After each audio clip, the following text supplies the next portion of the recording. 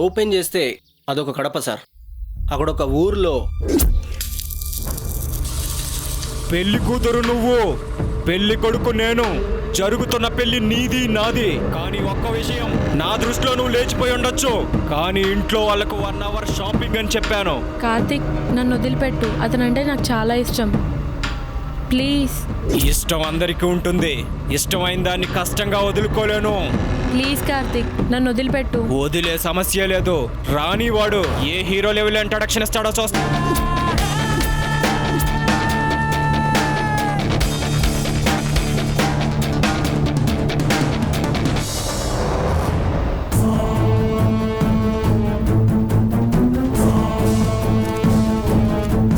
ఏరా, ఒక్కడవే వచ్చావా?